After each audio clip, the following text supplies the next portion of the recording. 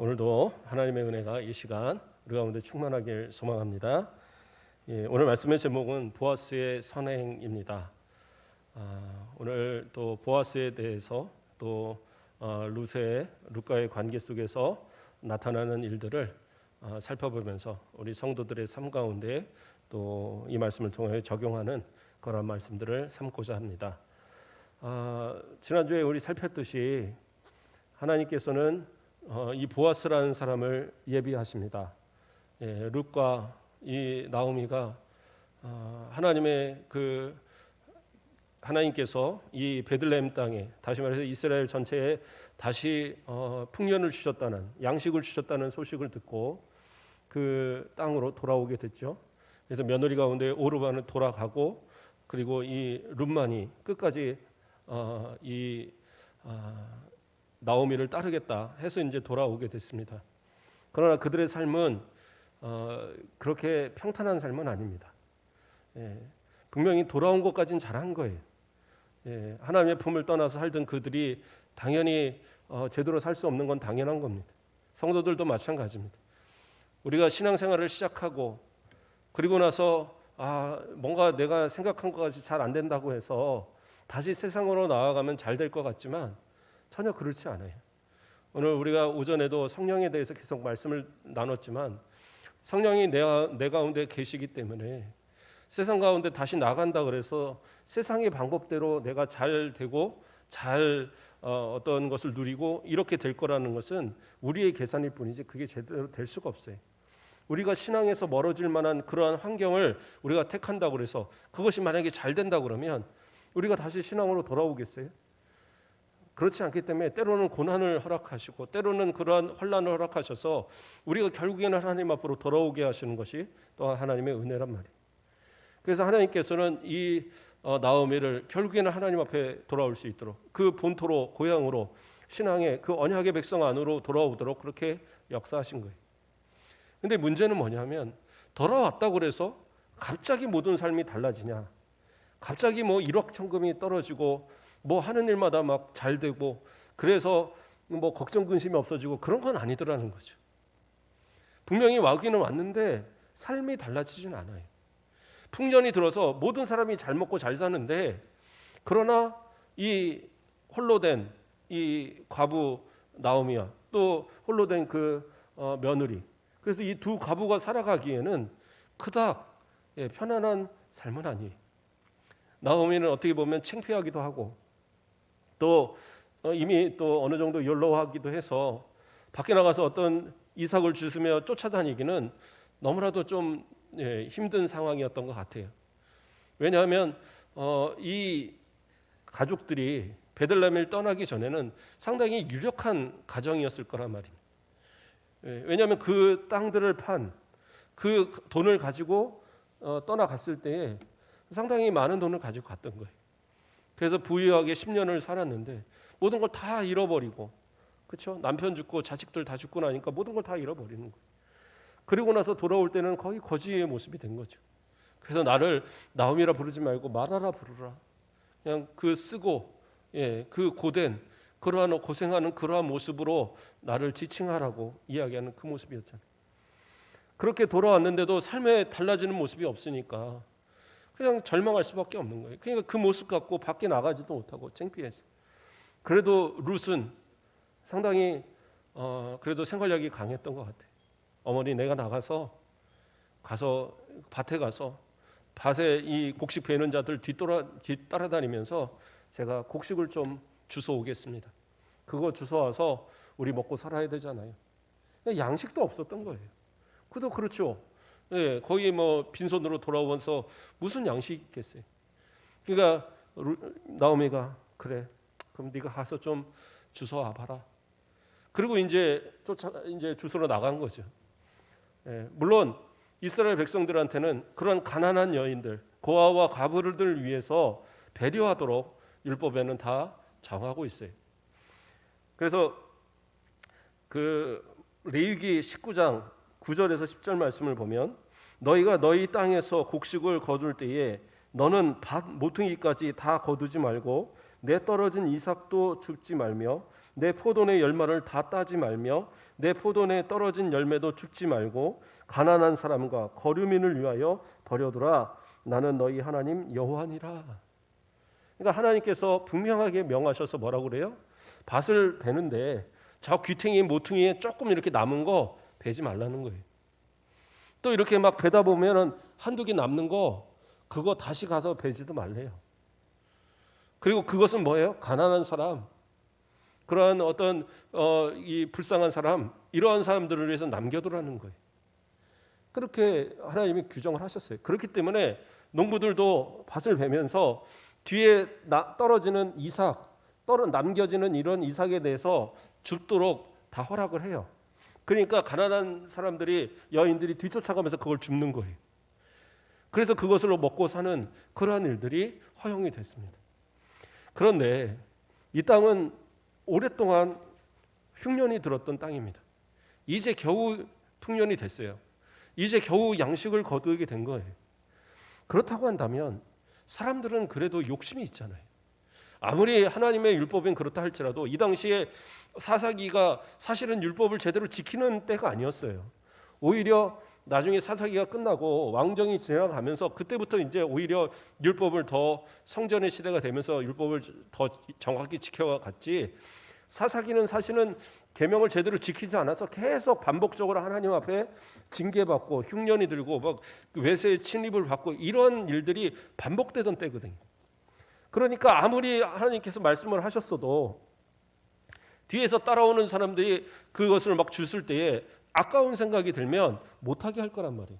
너 하지 마, 이렇게 말할 수도 있어요. 더군다나 룻은 누구예요? 이방 여인이에요. 모함 여인이. 얼굴색도 다를 것이고 모양도 다를 것이고, 그렇죠?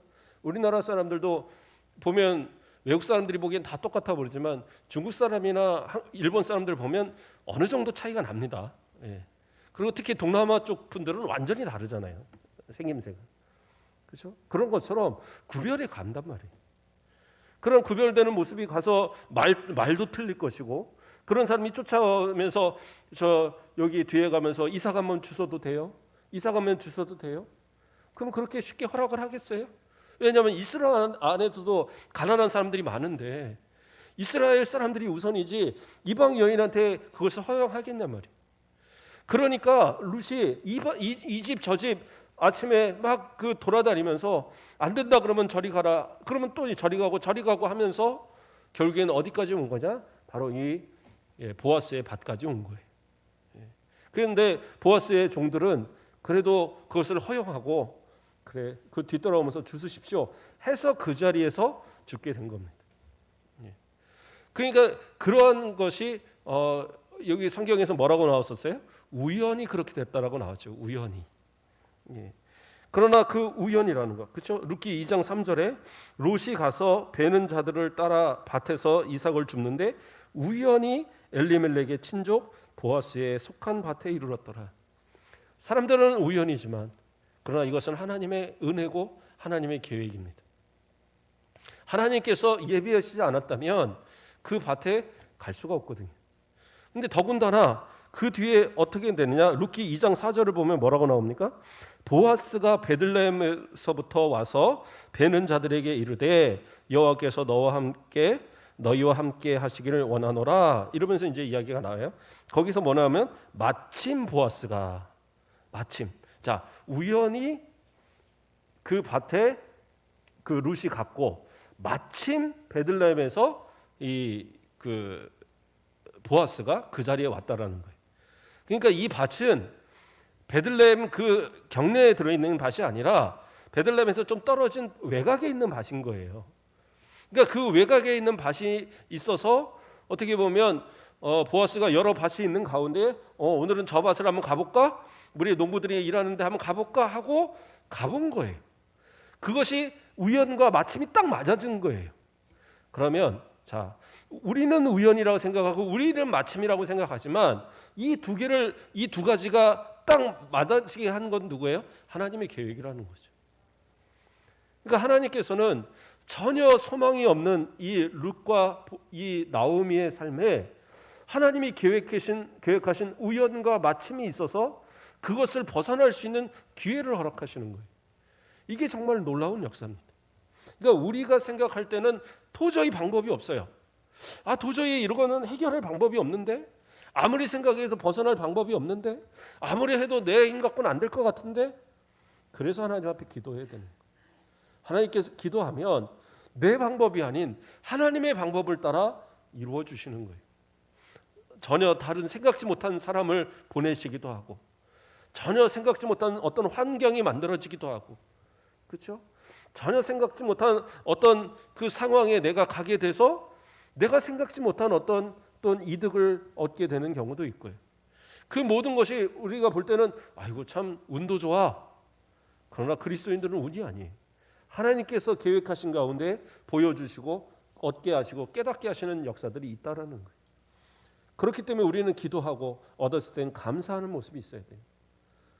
내가 정말 하나님의 은혜를 받고도 막상 기도하고도 그 은혜를 받고도 막상 은혜를 받았고 나면은 고백하는 것이 되려니까 됐죠.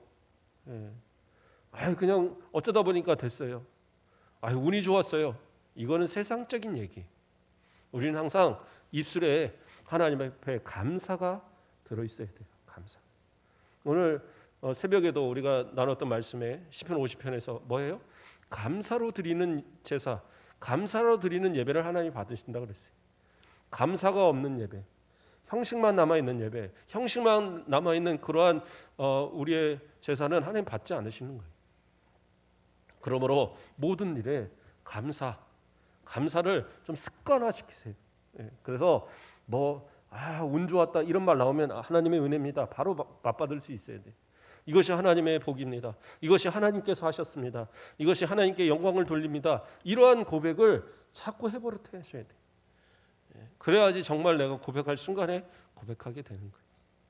자, 그렇게 해서 그렇게 됐는데, 자, 보아스는 그러면 여기서도 어떤 사람인가를 볼 수 있어요. 자, 보아스가 자기 일하는 사람들한테 뭐라고 그래요? 여호와께서 너와 함께 하시기를 원하노라.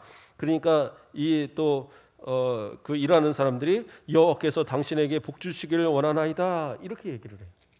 그러니까 이게 뭐 단순하게 보이는 얘기지만 대부분의 그 이스라엘 사람들은 인사해법이 있어요. 우리처럼 그냥 안녕하세요 이런 말 있잖아요. 말 그대로 샬롬, 평안할지어다, 평안하세요 이런 인사법이 있어요. 그래서 간략하게 막 바쁠 때는 그렇게 인사를 하는 거예요. 그런데 이건 상당히 정중하게 예의를 갖춘 그러한 복을 비는 거거든요. 제가 그때 우리 가족들하고 일본 갔을 때 앞에 뭐 이렇게 공사하는 분들이 있더라고요. 그래서 제가 아침에 그래도 인사를 해야 되니까 한국말로 인사하면 못 알아들을 테니까 일본말로 아침 인사가 뭐죠? 예? 오하요 고자마세요? 그건 아닌 것 같은데요. 곤방와? 곤니치와? 뭔가 그런 거 아닌가요? 하여튼 뭔가 이제 그때는 기억이 났는데 알아두고 갔었는데 지금 잊어버렸어요. 그랬는데 제가 인사를 하니까 그 일하던 분이 답을 하는데 그냥 자 그러더라고요. 자 그래요.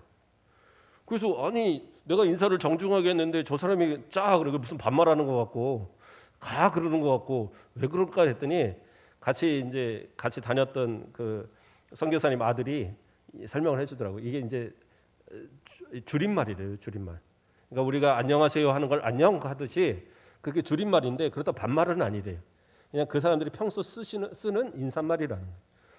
그런데 그 말을 이렇게 딱 들었을 때 우리는 잘 모르잖아요. 그러나 어쨌든 그렇게 짧게 축약한다고 해서 그게 나쁜 말은 아니란 말이에요. 그러니까 이 사람들도 히브리인들도 이 이스라엘 사람들도 서로 그냥 샬롬 하면 되거든요. 그러나 이 말을 상당히 정중하게 말했다라는 것은 그 인품이 상당히 뛰어나다는 것을 보여주는 단적인 부분인 거예요. 자, 그렇게 해서 이러한 보아스가 이제 찾아왔어요. 그리고 가만히 보니까 모르는 여인 하나가 밭에서 이삭을 줍고 있는 겁니다. 그래서 저 소녀가 누구냐 하고 물어봤어요. 물어봤을 때에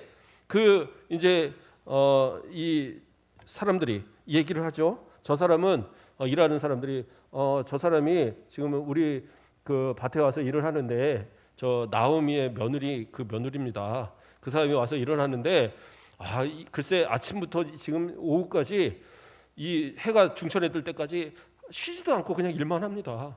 가끔 이제 한 번씩 저 오두막 가서 잠깐만 쉬었다가 와갖고 그래서 계속 그걸 죽고 있는 거예요. 되게 성실한 그런 여인인 것 같습니다. 이러면서 이제 칭찬을 하는 거예요.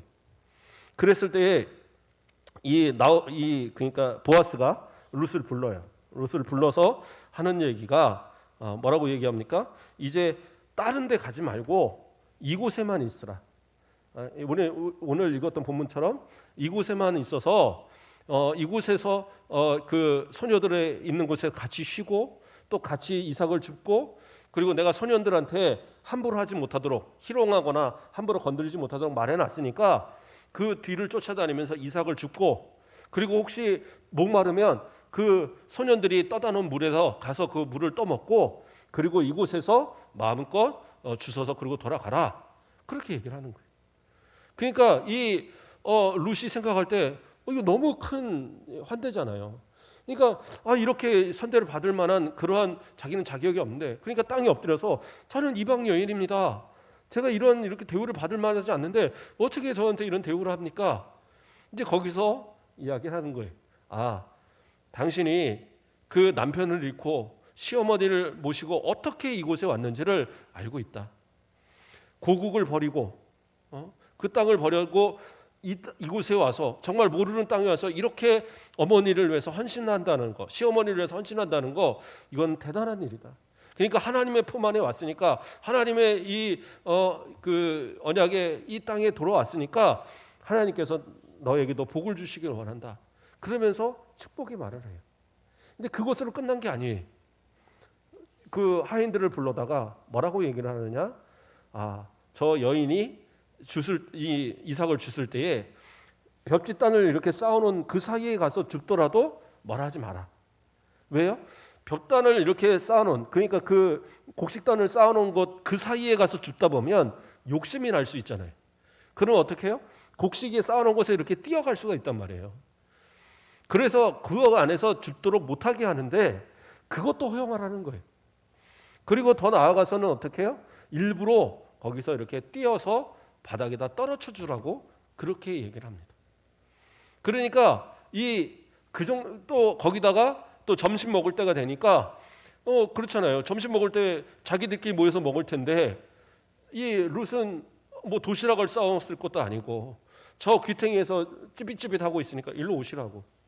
그래서 그 종들이 함께 먹을 때 이 보아스와 함께 먹을 때 그 옆에서 함께 먹도록 그래서 볶은 그 곡식을 주어서 먹고 남을 정도로 배불러 먹고도 남을 정도로 준 거예요.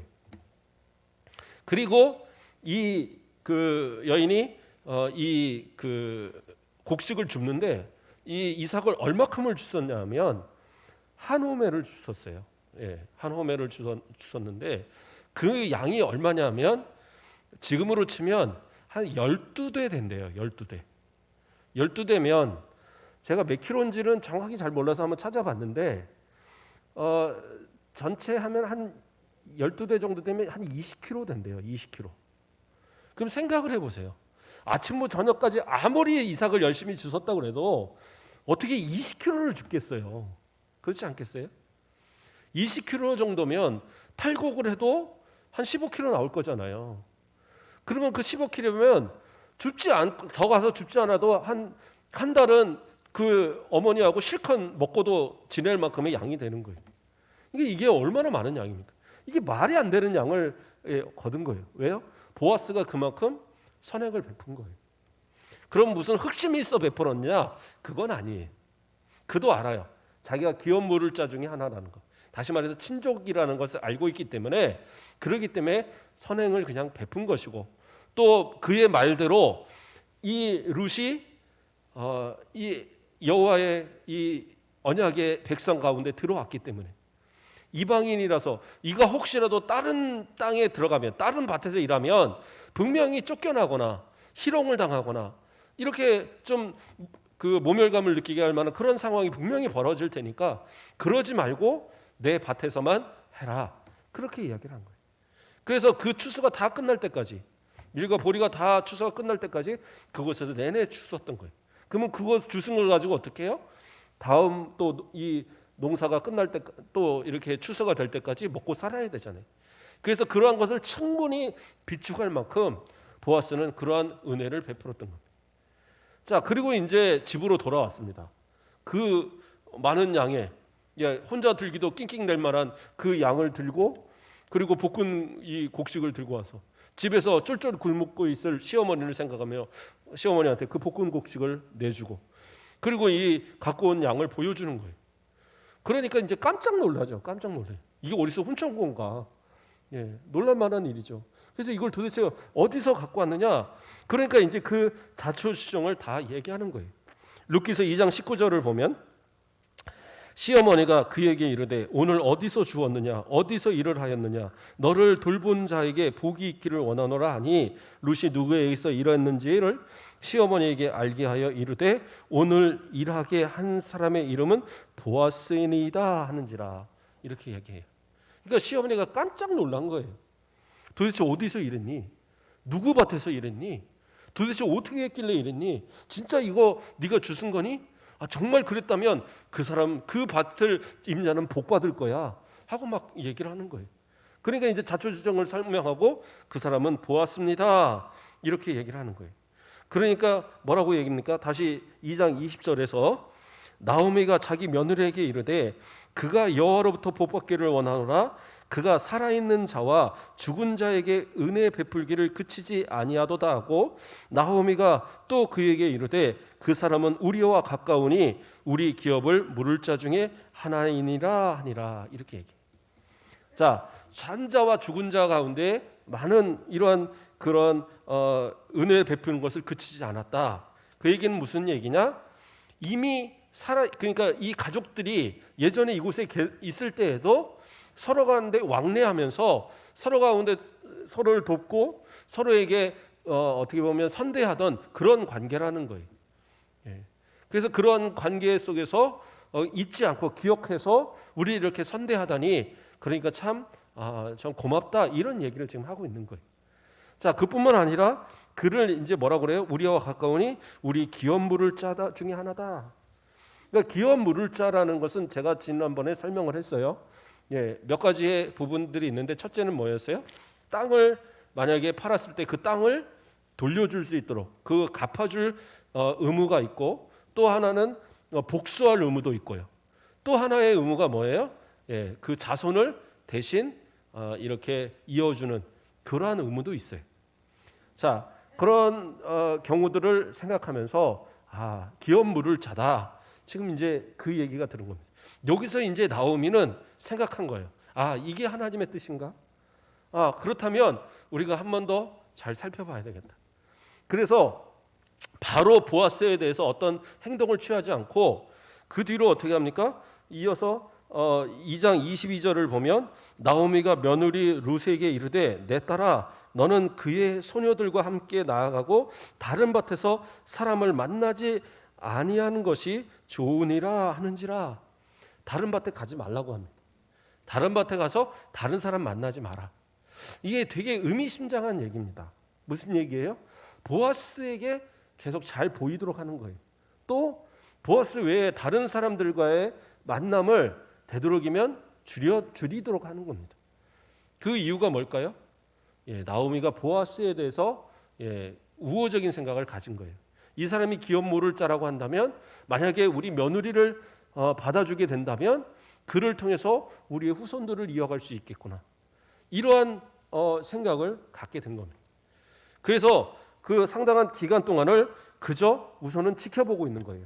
그것이 뭐예요? 룻기 2장 23절을 보면 이에 룻이 보아스의 소녀들에게 가까이 있어서 보리 추수와 밀 추수를 마치기까지 이삭을 주우며 그의 시어머니와 함께 거주하니라.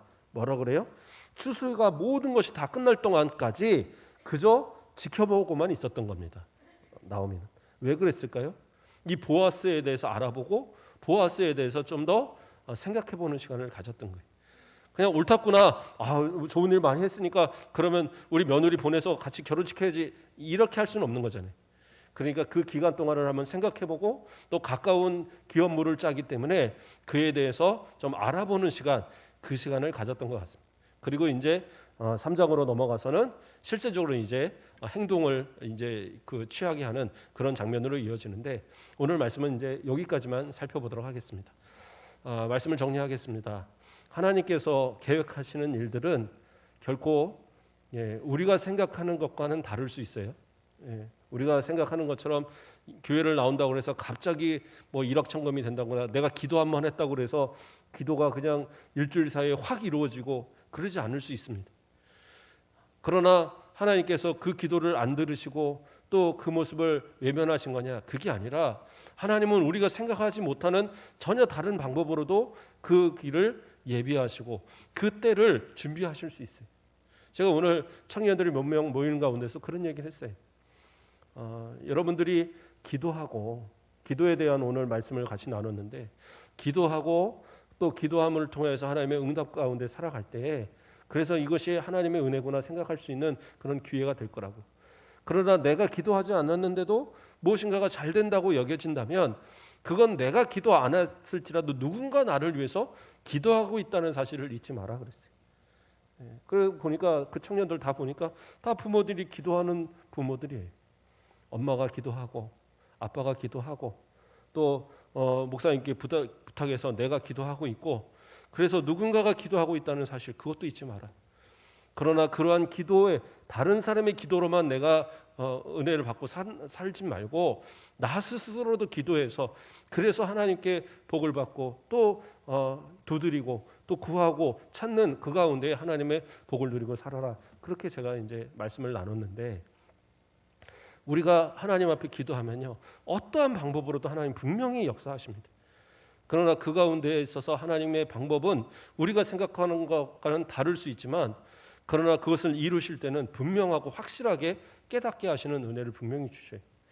그러므로 올 또 한 주간을 사시면서도 기도하는 모든 제목들 하나님 앞에 낱낱이 아뢰고, 또 하나님 어떻게 이루어 가시는가를 눈으로 좀 확인도 하고요. 그래서 하나님 주시는 은혜 가운데 더 많은 감사로, 더 많은 영광으로 하나님께 돌려가는 그런 우리 모든 성도들, 그리고 하나님께서 예비하신 그런 모든 우연과 마침이 그것이 아닌 하나님께서 예비하시고 계획하신 은혜로 우리 성도들에게 충만하게 임하시기를 주님의 이름으로 축복합니다. 기도하겠습니다. 사랑의 하나님, 감사를 드립니다. 하나님께서 함께하여 주셔서 날마다의 삶 가운데 주의 은혜로 감사하며 살아갈 수 있도록 인도하심을 더욱 감사를 드립니다. 우리 입술에서 불평과 불만을 제거시켜 주시고, 하나님의 은혜가 아니고 아버지 세상 가운데 세상의 방법을 따라 살려고 하는 마음들을 제거시켜 주시고, 언제나 주님의 말씀을 듣고 주님 앞에 예배드리고 주님 앞에 기도한 그대로 삶을 통해서도 주님과 동행하고 주의 말씀을 준행하는 복된 삶을 살게 하시며, 하나님께서 그 모든 기도에 응답하사 형통케 하시고 복을 더하시고 좋은 사람들, 좋은 환경, 좋은 모든 사건과 환경 가운데 복된 것을 누리게 하시는 은혜를 우리 모든 성도들에게 함께하여 주시옵소서. 감사합니다. 예수 그리스도의 이름으로 기도드립니다. 아멘.